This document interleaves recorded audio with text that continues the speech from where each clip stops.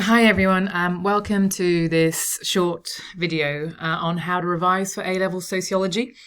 This will hopefully be useful in the run-up to in-class assessments, but more so for things like mock exams and of course your final A-level exams. And the advice and guidance in this lecture is specifically to students that actually study with me and have access to Firefly. So let's get started. This is hopefully something you might recognise, but if you don't, this is what's known as a revision clock, and it is how you should allocate your time when you sit down to revise. And the suggestion is that you should probably spend about 20% of whatever the time might be reviewing what you know. 60% of that time should be testing, which is the challenging bit, with no notes and in time conditions. So actually testing yourself to check you know what you know. And then, the final section is when you do the checking, where you will check that you've actually included the right information, figure out how many marks you might have got, and if you're still kind of getting things wrong, you know then that you're going to have to keep on reviewing/revising those areas. If it was perhaps you had maybe a 2-hour period to allocate to revise a particular topic in sociology, you might spend about half an hour perhaps reviewing, up to an hour maybe testing, and I don't know, maybe about 15-20 minutes checking your work. And because the checking section also includes improving your work as well, it's not as simple as just ticking and writing down a mark. So I'm just going to go through this with you in a little bit more detail and then talk to you about how to do this using the PLCs. So if we move on to the next section, the first section then is of course reviewing. Okay.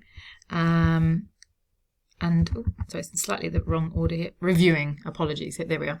And now reviewing is sort of divided into two sections. Okay. The first one is to review what you know using a PLC, for example. And if you use that QR code up in the top right-hand corner or follow that link, it will take you to where all of our sociology PLCs are stored on Firefly. So I'll just show you that quickly, where that is on Firefly. So if you click on that link, it will hopefully take you to this page on Firefly, which is where all the personalised learning checklists are stored. I'll have already given you a physical copy of the PLC, and I would strongly suggest making sure you have physical copies of these, and they make really useful cover sheets, if you like, in your folders for each topic, so they should be at the beginning of each topic. So if I just scan down here, you can hopefully see them all. So there's all the education, Unit 1 with theory and methods at PLCs. So 1 through to 6 is education. You have got research methods number 7, but you've also got number 7 methods in context. And of course you've got number 8, which is your theories topics, because you're assessed on theory, of course, within the education paper. You also have there, you've got your cultural identity PLCs as well. They're quite lengthy and quite detailed, including the research methods, even though you're not assessed for research methods within cultural identity, because your teacher will have delivered research methods. That's why I've located it there, but just be clear, research methods is only assessed in your education paper and your crime and deviance paper. On here at this page, you've got your Year 13 PLCs. So Unit 2, Part 2, which is your topics paper, is media. You've got one of the PLC there. And over on the right, you've got Unit 3, Crime and Deviance with theory and methods. So 1 through to 6 is all the crime and deviance material. 7, you've got research methods again. They are the same PLC, but again, it's because you're being assessed in research methods in both papers. Got 2 7s because you've got victimization, which is a crime and deviance topic. So just be aware that that's research methods. You've got the same one again for the theories topic, okay, which is over here. because again, you're assessed in theory in this paper, and I've got an overall one when I think I've merged crime and deviance into one big PLC. So that would probably be only something you'd use at the very end of the course, just before your final exam, if you needed to.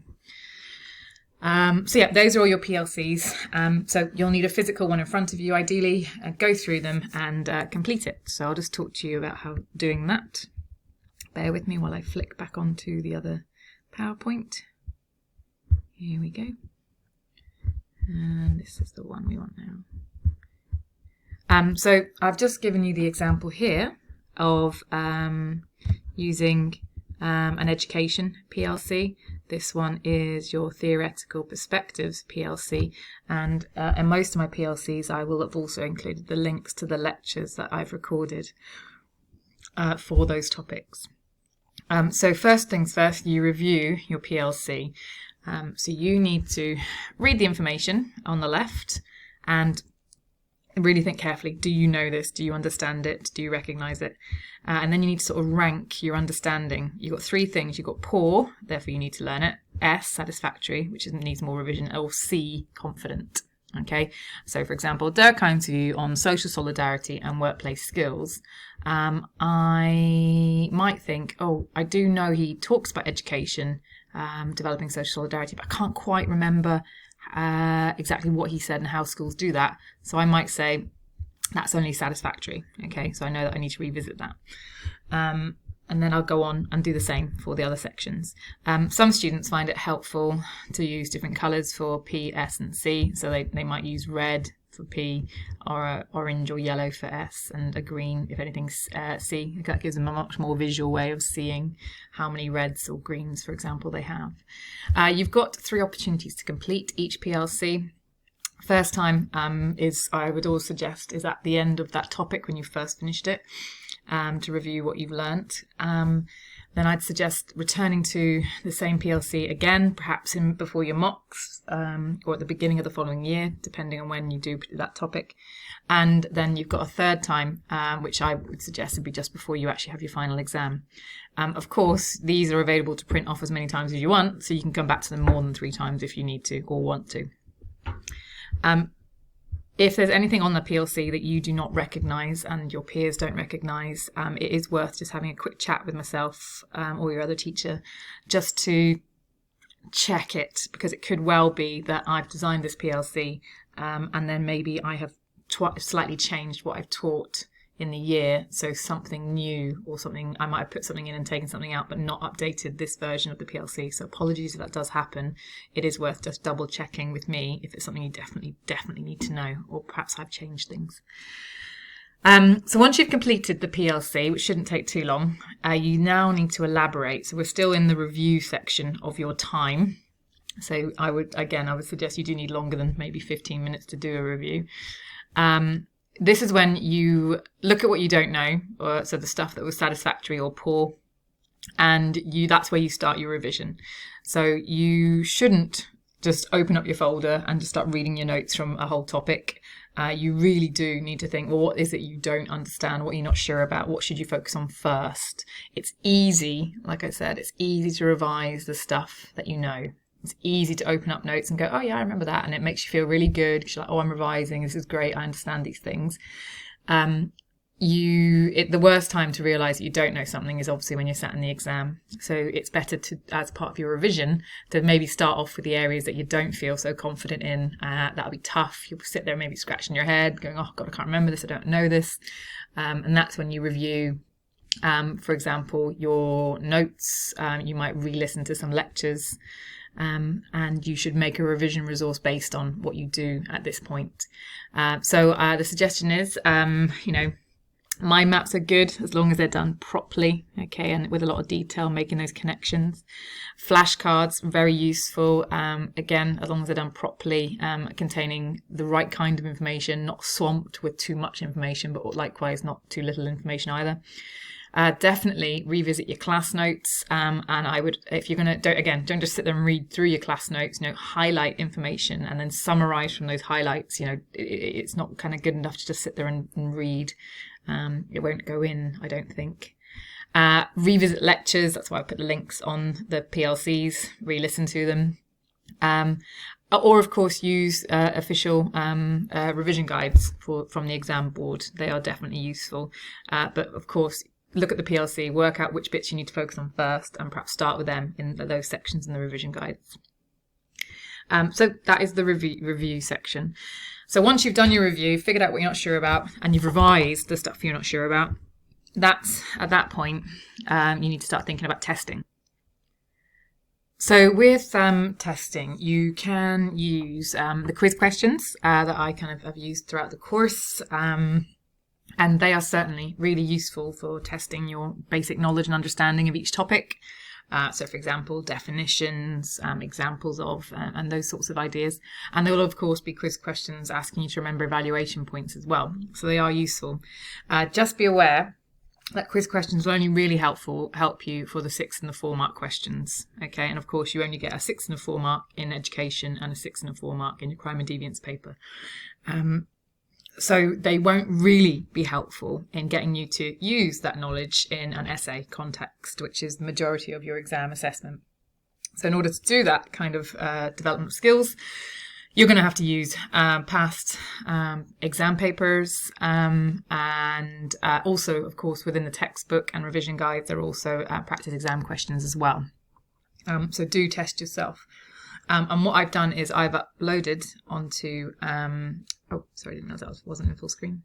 I've uploaded onto Firefly all of the sort of past papers and questions, mark schemes, and examiner comments as well for you guys to use. So I'm just going to follow this link and take you to the Firefly page just to show you what it looks like. So here you go. This is the Firefly page, Unit 1, Education with Theory and Methods in Context. Unit 2, your topics paper. And like I've said there, make sure you pick the correct topics from Section A, which is Cultural Identity, and Section B, which is your media topic. And Unit 3, Crime and Deviance with Theory and Methods. So if you look for each one, I have hopefully uploaded the paper, the mark scheme, so look out for MS, that's the mark scheme, and the examiner comments. So let's have a quick look here. If I open the 2018 question paper, fingers crossed this is going to work. There we go, there it is. So of course all the questions are there, which is great for you to see and practice. I've also hopefully uploaded the mark scheme correctly. Here we go, click on the mark scheme, you've got to sort of scan down through the blurb at the beginning, and yeah, there we are. Then you get the mark schemes. It will tell you what information needs to be included and how to allocate the different marks. Obviously, as you move through the paper, the questions get a bit longer and the mark schemes get a bit more complicated, so just be aware of that. But you have to make sure you're fitting in the right sections. Yeah, and it goes on, 30 marker. And then, of course, don't forget, this is an education one, you've got your methods in context, and then you've got a theory/methods question, 10 marker at the end. Okay, so those are your mark schemes, and like I mentioned before, I have also uploaded the examiner comments. So as you're going to be doing this, sort of checking yourselves and self-assessing, these are really useful, the examiner comments, in giving you guidance about what you should be included, or what was good and what was lacking when students did these papers in the past. So it is worth reading through this information. It will give you a real idea of how you should be answering those questions. Okay, wonderful. Let's just navigate back to that PowerPoint. Okay, so with testing yourself, just a reminder to make sure that you do it under time conditions. And I've made a note on the the clock, of how many minutes per question type. And if you've got extra time, do take that into account. Don't use your notes. Don't be tempted to look back at notes. Do that in the checking part of your revision, which I'm going to talk to you about now. So this is that sort of the check your answers and improve. So it's not really useful to just kind of tick, tick, cross, cross, and then move on. You need to use this time to improve your responses, because obviously as you write improvements, that'll be a form of revision. Okay. You need to use the mark schemes like I've just showed you briefly, use the textbook and use your notes, and also use the examiner comments as well that I've just shown you. So that's the same QR code and link that we've just looked at. Okay, but I've just put them on there again. And you really do need to make sure that you've included the right information, the right knowledge. And like I've mentioned, the examiner comments are really handy for that. You also need to be able to make a judgment about your skills of analysis, application and evaluation in your sociology essays. So that's obviously for the 10-mark upward questions. And that's when you'll have to make a decision about which band you put yourself into. If you're not sure exactly what mark you'd give yourself, that's fine. It's more what band would you put yourself into and how do you improve to get to the band above. And make sure you do annotate and improve your own work. And finally, go back to your PLC, your personalised learning checklist. Can you review it again? You can fill out a second time if you want. Of course, you can fill out as many times as you want, like I said. Do you now understand the things that you felt you were a bit weaker on? Or have you actually identified that there were other areas perhaps on that list that you thought you were okay and confident, but actually you know now that you need to revise them? Okay, so like I said, do keep returning to those PLCs. Hopefully that's been useful. Hopefully you'll find the resources on Firefly useful. Any issues with finding them, accessing them, please do get in touch with me. And I will make sure you have a copy of this PowerPoint so you can actually get to those links. But obviously if you haven't, you can just scan those QR code boxes, which will hopefully take you to the right place on Firefly where you will need to log in and to gain access to them using your school login details. Thanks so much for listening and very good luck in whatever upcoming assessment or exam you have.